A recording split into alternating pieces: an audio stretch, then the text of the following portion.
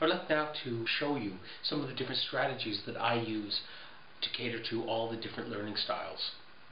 Due to the nature of this presentation, I'll be using handouts. My lovely and glamorous assistant, Patty, will hand these out to you now. You might want to put this on pause. This is the handout that I use when I'm giving my lesson on lenses and the different uses. As you can see, there's a lot of visual stimulation on here. There's pictures of all the different lenses. I use this in conjunction with a clip tape using various video clips to also show the effects that different lenses have. Instead of just giving the information on a handout, I've actually provided space that allows the student to take their own notes. I would also use this in conjunction with actual lenses and actual cameras set on tripods. So hopefully I'm catering to all the different learning styles within this one lesson. The next handout is a handout that I use for film critiques. Again, I've provided space for the note-taking. Note-taking is absolutely key for students' learning. The very act of writing, of taking notes, provides ownership of the knowledge. It also actively engages the students so they can't sit back. There's also theories in neurolinguistic programming that state that you need to have a physical movement to anchor to a new memory that's being learned, and therefore that memory is much stronger and much more easily accessible.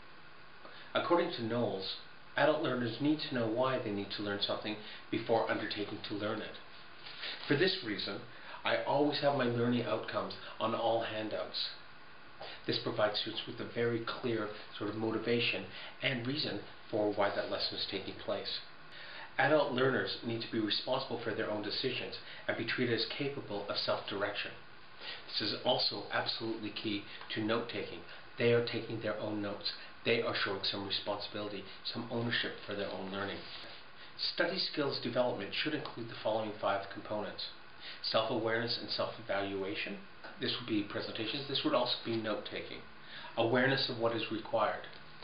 This again is why I have the outcomes, the learning outcomes, printed on the top of every handout. Methods, organizations, and strategies. Students at the university level might already have methodologies and strategies in place for note-taking.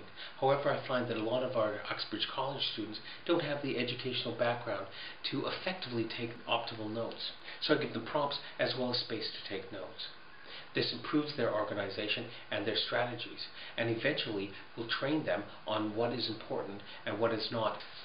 Self-confidence. I find that this note-taking also increases students' self-confidence, as again, they're taking ownership. They're actually being partners in their learning. With note-taking, students should learn some vital components, such as where do I use this skill? Taking notes in lectures, from films, videos, or other visual materials, or from books or other written materials. Teach them to look at what they're good at. Hopefully they will learn that they're good at selecting information from written materials and summarizing main points. It will also help them understand how they need to develop. For example, developing abilities in clarifying initial ideas, giving enough details, making the source of the notes clear, and improving the speed of taking notes. I hope that I've made clear that there are very different styles in every single classroom. And as teachers, we have to be able to accommodate these in order to get the best out of our students. Thank you very much.